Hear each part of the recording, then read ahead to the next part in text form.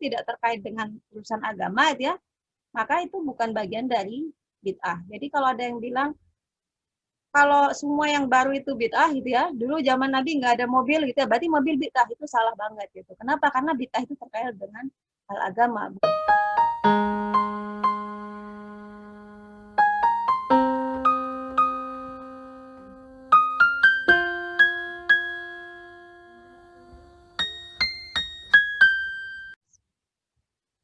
Bismillahirrahmanirrahim.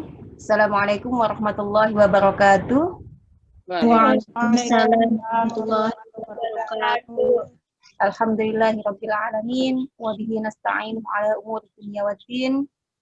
Nahmaduhu wa nasta'inu wa nastaghfiruh wa na'udzu billahi min syururi anfusina wa min sayyiati a'malina. May yahdihillahu fala mudhillalah wa may yudlil fala hadiyalah. Asyhadu an la ilaha illallah wa asyhadu anna Muhammadan 'abduhu wa rasuluh. Allahumma shalli ala Muhammad wa ala ali Muhammad. Wa ba'du.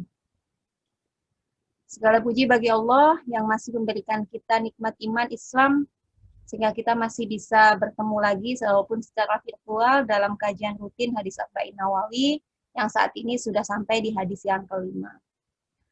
Yang kedua, sholawat dan salam tidak lupa kita panjatkan kepada Rasulullah, semoga kita nanti atas izin Allah mendapatkan syafaatnya di hari akhir. Amin Allahumma amin. Baiklah, marilah kita lanjutkan kajian kita.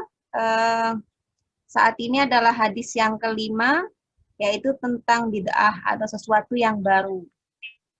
Nah, saya akan bacakan bunyi hadisnya.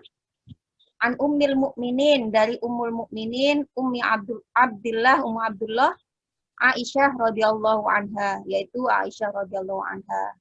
Qalat, Aisyah berkata, bersabda Rasulullah sallallahu alaihi wasallam, man barang siapa ahdasa, membuat hal yang baru, fi amrina, dalam urusan, maksudnya urusan kami, agama kami, hada ini, malaisa minhu, maka tidak ada sesuatu baginya, malaisa tidak ada minhu dari sesuatu itu, bahwa maka dia itu tertolak. Artinya kalau barang siapa yang membuat hal-hal baru dalam urusan agama, yang itu sebenarnya bukan bagian dari agama itu, maka dia tertolak. Ini hadis riwayat Bukhari.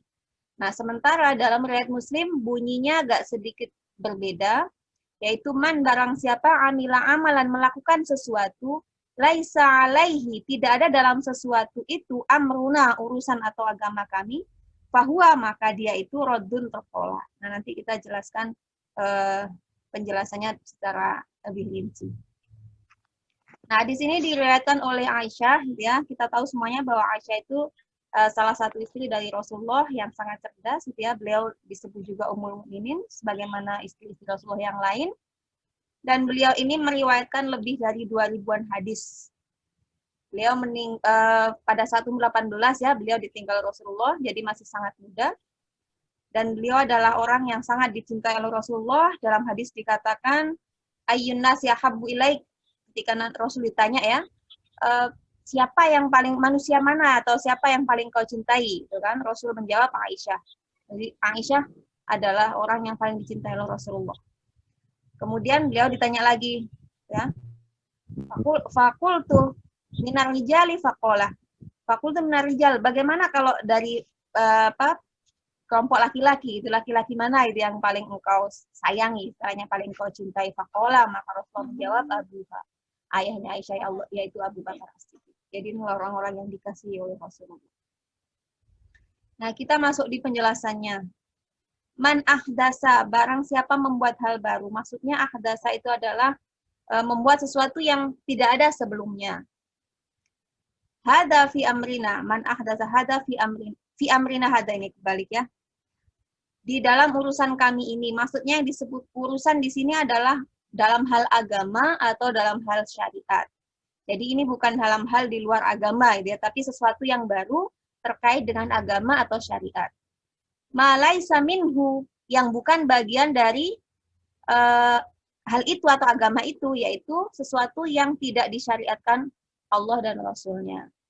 Fahuwa, maka amalan itu atau dia itu tertolak, atau amalan itu dikembalikan kepada pelakunya meskipun dilakukan secara ikhlas karena Allah. Artinya ya amalan itu dilakukan gitu ya, tetapi amalan itu kemudian ditolak dan kembali kepada yang punya amal atau yang melakukannya, walaupun amalan itu dilakukan secara ikhlas.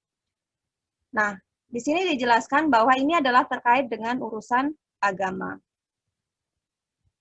Nah, dalam Quran dikatakan, wa anna hadza sirati, dan sesungguhnya ini adalah jalanku mustaqiman yang lurus. Fattabi'uhu, maka ikutlah. Wala tattabi'u, dan jangan kalian ikuti as-subula, jalan-jalan yang lain, fatafarraqu bikum an sabili, maka kamu akan bercerai-berai dari jalannya. Sampai di situ ya. Jadi ini adalah anjuran bahwa Allah itu sudah ngasih jalan yang lurus. Ini loh jalanku, ini jalan yang lurus gitu, yang bisa sebagaimana yang disampaikan atau dituntunkan dalam sunnah Rasul gitu ya, oleh Rasulullah, maka ikutilah gitu. Jadi tinggal mengikuti saja. Kemudian Allah juga memperingatkan jangan mengikuti jalan-jalan lain gitu, yang kamu dengan jalan-jalan itu akan tercerai-berai. Nah, di hadis lain yang senada dengan ini adalah fa inna khairul hadis, ini hadis Nabi, fa inna khairul hadis, sesungguhnya sebaik-baik perkataan adalah kitabullah, kitab Allah, Al-Qur'an. Wa khairul huda, dan sebaik-baik petunjuk huda Muhammad, petunjuk Muhammad sallallahu alaihi wasallam. Wa syarrul umur, dan sejelek-jelek perkara muhdatsatuha, ya dalam hal agama ya, adalah hal yang diada-adakan. Wa kullu bid'atin dhalalah, dan setiap bid'ah adalah kesesatan. Ini riwayat Muslim. Dalam riwayat Nasa'i lebih detail lagi dikatakan wa kullu muhdatsin, dan setiap sesuatu yang baru dalam agama atau yang diadakan dalam agama itu adalah bid'atun, bid'ah. Wa kullu bid'atin, dan setiap bid'ah itu adalah dhalalah, adalah sesat. Wa kullu dhalalah, dan setiap kesesatan itu finnar. Ya, jadi ini adalah dalam, sekali lagi, dalam urusan agama. Jadi bukan dalam hal di luar agama. Jadi kalau sesuatu yang baru itu ya, misalkan hal-hal yang dulu tidak ada begitu, tetapi kemudian sekarang ada, selama itu tidak terkait dengan urusan agama itu ya, maka itu bukan bagian dari bid'ah. Jadi kalau ada yang bilang kalau semua yang baru itu bid'ah gitu ya, dulu zaman Nabi nggak ada mobil gitu ya, berarti mobil bid'ah, itu salah banget gitu. Kenapa? Karena bid'ah itu terkait dengan hal agama, bukan terkait dengan hal-hal yang di luar agama. Jadi kalau di luar agama banyak sekali yang baru gitu ya. Tetapi kalau dalam hal agama, maka yang diperintahkan oleh Allah adalah ikutilah jalanku, jangan ikuti jalan-jalan yang lain. Kemudian dalam hadis lain dikatakan, man barang siapa ya'shi minkum ba'di, yang hidup di antara kalian setelahku, fasayara, maka akan melihat ikhtilafan katsira, perselisihan yang banyak. Jadi akan banyak sekali perselisihan. Kenapa? Ya karena kan Nabi sudah tidak ada. Artinya tidak ada yang bisa ditanya secara langsung ini seperti apa sih sebenarnya. Ya. Fa'alaikum, maka wajib atas kalian bisunnati. Ya, maka kalian wajib untuk berpegang pada sunnahku.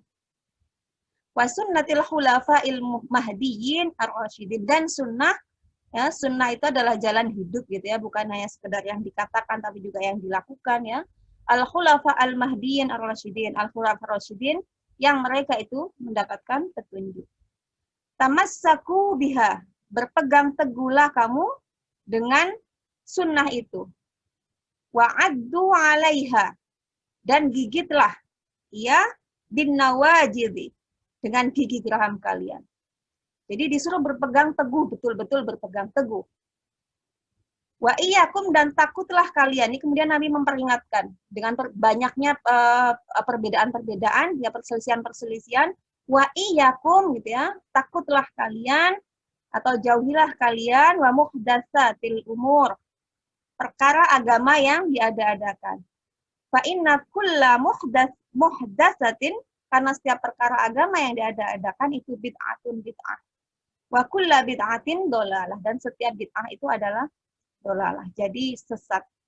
Jadi di sini banyak sekali terkait hadis-hadis yang memberikan kita warning gitu, peringatan terkait hal-hal yang baru atau diada-adakan dalam hal agama, dalam ajaran agama, dalam syariat agama.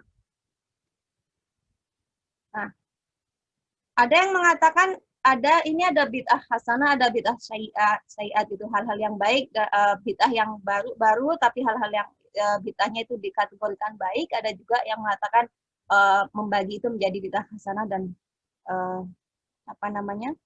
sayyi'at gitu ya. Tapi kalau kita melihat tadi itu ada semacam anjuran betul-betul untuk melakukan ittiba Rasul gitu ya. Kalau kita ingat dalam hadis yang pertama dulu gitu bahwa salah satu konsekuensi syahadat Rasul adalah kita melakukan ittiba Rasul. Kita yakin Rasul adalah utusan Allah gitu ya. Sehingga perintah-perintah Allah itu diturunkan ya, selain melalui Rasul juga dijelaskan karena beliau adalah yang paling tahu. Maka yang kita wajib lakukan adalah ittiba Rasul, dan banyak sekali anjuran-anjuran untuk ittiba Rasul. Terkait dengan sesuatu yang baru, kemudian banyak yang menafsirkan, misalkan ada man sanna sunnatan hasanatan, barang siapa yang menginisiasi gitu ya, hal yang baru dan yang baik kemudian diikuti oleh orang-orang lain, maka dia akan mendapatkan pahala.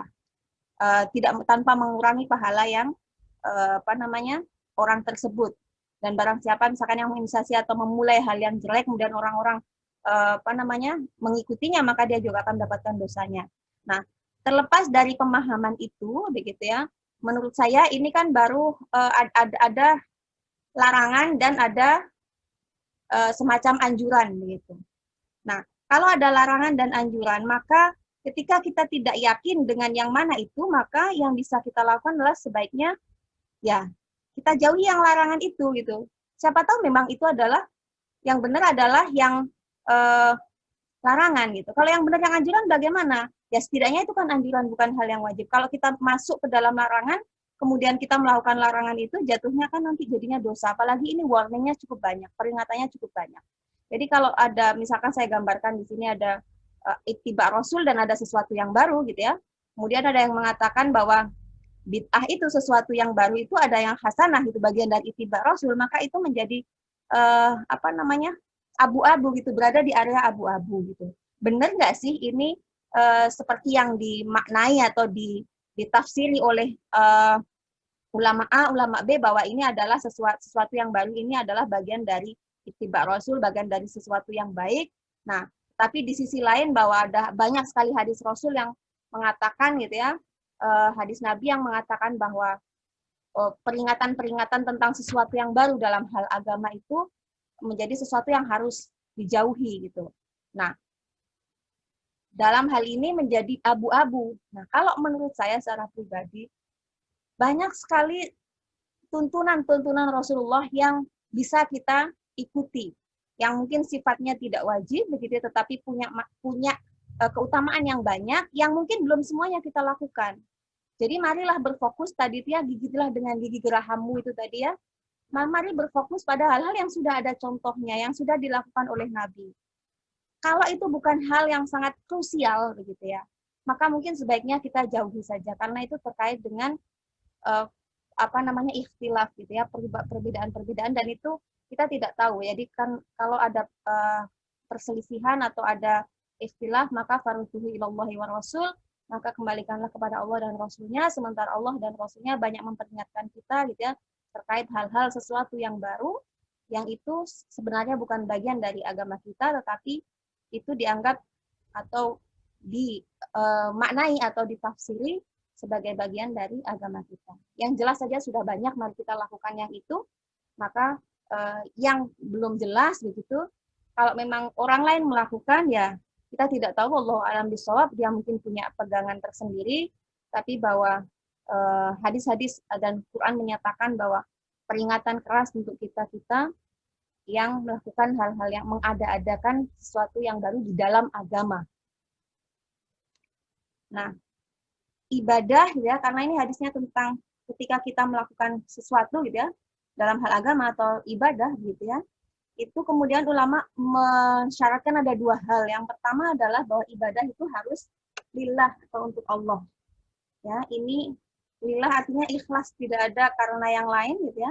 Tidak ada karena yang lain, tetapi karena Allah. Nah, tapi bukan cuma ikhlas, ternyata ini sudah kita pelajari di hadis 1, nanti yang waktu itu belum ikut ya, untuk hadis yang pertama bisa dilihat lagi videonya. Nah, yang kedua gitu ya, selain ini dilakukan harus karena Allah dan ikhlas, yang kedua adalah seperti yang kita bahas di hadis Arba'in Nawawi yang kedua gitu ya, tentang Islam gitu, bahwa ketika kita melakukannya, ya, ketika kita melakukan ibadah itu, maka harus dengan cara atau mengikuti cara yang ditunjukkan gitu ya, atau yang diajarkan oleh Rasulullah. Kenapa? Karena beliau yang paling tahu dan beliau adalah utusan Allah. Gitu. Jadi dua hal ini. Yang pertama harus lillah, gitu ya, karena kalau nggak lillah jatuhnya nanti syirik, gitu ya, karena kita beribadah karena hal lain, termasuk juga kemarin kita sudah pelajari, gitu ya, terkait dengan syirik kecil, yaitu ketika kita riya, kita beribadah agar dilihat orang, itu bagian dari syirik, tapi syirik kecil, semoga kita terjauhkan. Nah, yang kedua bahwa ketika kita melakukan ibadahnya itu harus mengikuti cara yang diajarkan oleh Rasulullah. Nah, ini menurut Syekh Al-Utsaimin dalam syarah Arba'in Nawawinya gitu ya, bahwa yang disebut dengan ittiba tadi itu mengikuti cara yang disampaikan atau diajarkan oleh Rasulullah itu harus dikerjakan sesuai syariat dalam 6 hal. Nah, kalau tidak masuk dalam 6 hal ini, maka Syekh Utsaimin mengatakan bahwa ini adalah bagian dari sesuatu yang baru. Contoh yang pertama, yaitu sebab. Nah, sebabnya, kenapa kita misalkan berpuasa? Karena ada anjuran berpuasa misalkan. Contoh misalkan puasa, kemarin kita membahas tentang puasa Arafah ya. Puasa Arafah, ada anjuran Nabi yang menganjurkan kita untuk puasa Arafah. Nah, jadi kita berpuasa sebabnya adalah karena hari Arafah dan Rasulullah menganjurkan hal itu. Nah, yang dicontohkan misalkan terkait sebab tapi sesuatu yang baru misalkan. Oh, anak kita lahir, kemudian kita berpuasa. Sebabnya apa kamu puasa? Karena anak saya lahir. Nah, itu adalah bagian dari sebab yang diadakan gitu dalam hal agama. Tidak ada kemudian Nabi menganjurkan ketika anak kita lahir kita dianjurkan untuk puasa. Nah, ada hadis misalkan terkait dengan bahwa Nabi ketika ditanya gitu ya, kenapa puasa hari Senin gitu, karena Nabi mengatakan bahwa ini adalah hari lahirku dan ini adalah hari di mana aku mendapatkan wahyu. Nah, itu hari lahirnya dia, bukan lahirnya anaknya dia. Bahkan ada ulama yang mengatakan bahwa ini karena kita puasa hari Senin itu karena memperingati hari lahirnya seorang nabi, bukan Muhammad sebagai manusia. Allahu a'lam bishawab, tapi minimal ada sebabnya. Ada sebab syar'inya begitu. Yang kedua adalah dari segi jenisnya secara syariat jenisnya. Contoh misalkan dari segi jenis, misalkan kurban. Kurban itu boleh kambing, boleh sapi jenisnya. Nah, kemudian ini kurban pakai ayam, bagaimana? Nah, ini adalah bagian dari sesuatu yang baru gitu, sesuatu yang diadakan dalam agama, dalam syariat. Kenapa? Karena tidak ada tuntunannya dari segi jenisnya. Kurbannya ada tuntunannya, tetapi jenisnya kemudian dipilih ayam gitu ya. Nah, itu bagian dari yang baru dalam hal agama. Berbeda lagi kalau misalkan saya motong ayam gitu ya untuk dibagi-bagi, itu nggak masalah gitu. Tapi kalau kemudian diniatkan ini saya kurban ayam, nah itu akan tertolak begitu yang tadi yang fahuwa radun, karena itu adalah hal baru dari segi jenis, dalam hal baru dalam hal syariat. Kemudian hal lain adalah terkait dengan ukurannya. Misalkan ukurannya itu contoh misalkan sholat itu 5 kali, misalkan sholat subuh, duhur, asar, maghrib, isya, kemudian kita nambah jadi 6 kali. Biar bukan karena misalkan kalau 5 aja bagus, bagaimana kalau 6? Nah, itu tidak sesuai dengan syariat juga.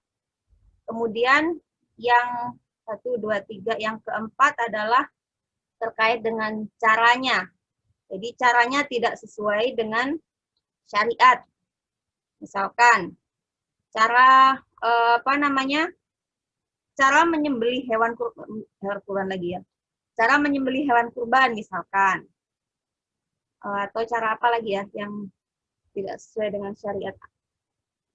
Atau cara wudhu, misalkan cara wudhu saja. Jadi misalkan cara wudhu atau cara sholat misalkan. Caranya misalkan harus takbir dulu. Nah, kemudian dilanjutkan dengan yang wajib aja ya. Kemudian dilanjutkan dengan membaca surat Al-Fatihah. Nah, kalau kita kemudian mengubah cara itu, misalkan Fatihah dulu gitu ya, baru kemudian takbir dan lain sebagainya, nah itu kemudian menjadi sesuatu yang diada-adakan karena caranya tidak sesuai dengan syariat. Selanjutnya adalah waktunya. Nah, waktunya ini kapannya gitu ya. Jadi misalkan puasa. Contoh puasa itu adalah waktunya mulai dari terbit matahari sampai tenggelamnya. Nah, kemudian kita ganti puasanya itu misalkan ya, dirubah dibalik gitu misalkan. Jadi kita puasanya malam. Nah, puasanya malam saja. Jadi mulai dari apa namanya? Tenggelamnya matahari sampai terbitnya matahari. Nah, ini adalah contoh-contoh sebenarnya yang ekstrim. Nanti kita bisa diskusikan contoh-contoh yang mungkin lebih tidak ekstrim gitu ya. Seperti apa? Atau mungkin waktunya itu contoh waktu yang lain adalah ibadah haji gitu. Pernah ada sempat terlontar begitu ya bahwa ibadah haji itu nggak harus apa namanya di bulan haji gitu misalkan, boleh di bulan lain biar tidak terlalu padat gitu ya. Karena sebenarnya ibadah haji itu begini begitu dan sebagainya. Pernah ada isu yang seperti itu ya, yang terlontar seperti itu. Nah, itu juga menurut saya gitu ya, tidak sesuai dengan syariat karena dikatakan bahwa itu adalah hari-hari yang ditentukan. Kemudian tempatnya misalkan iktikaf. Nah, iktikaf ini tempatnya di masjid gitu ya. Kemudian kita iktikaf di sekolah atau mungkin iktikaf di karena ini lagi pandemi gitu ya, Covid, kita iktikaf di rumah gitu ya. Jadi itu bagian dari sesuatu yang diadakan.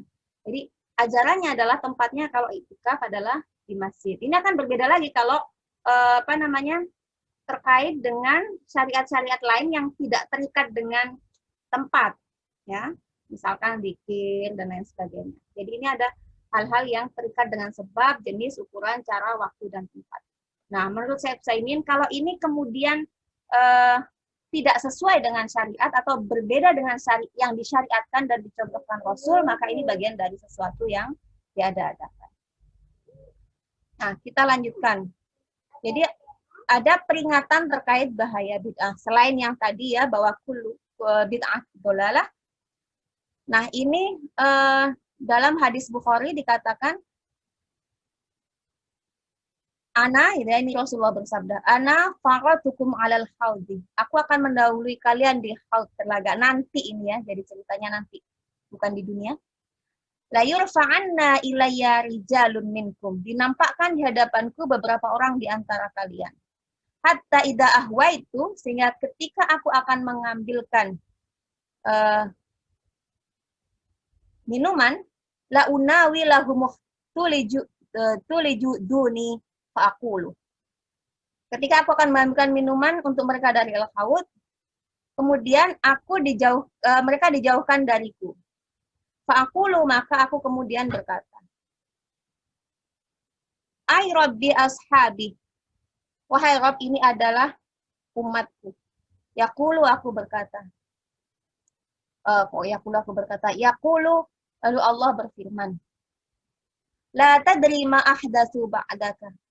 Engkau sebenarnya tidak mengetahui apa hal yang baru atau bid'ah yang mereka buat sesudahnya. Artinya apa? Jadi nanti gitu ya, Rasul akan memberikan minuman ya dari al-haud ini atau telaga ini kepada umatnya. Kemudian ada segolongan orang gitu yang kemudian sama Allah dijauhkan dari Rasulullah. Artinya agar Rasulullah tidak bisa memberikan minuman buat mereka. Nah, Nabi merasa bahwa itu adalah umatnya. Jadi beliau sangat sayang sama umatnya, begitu ya. Kemudian beliau bilang sama Allah, protes ya, kurang lebih.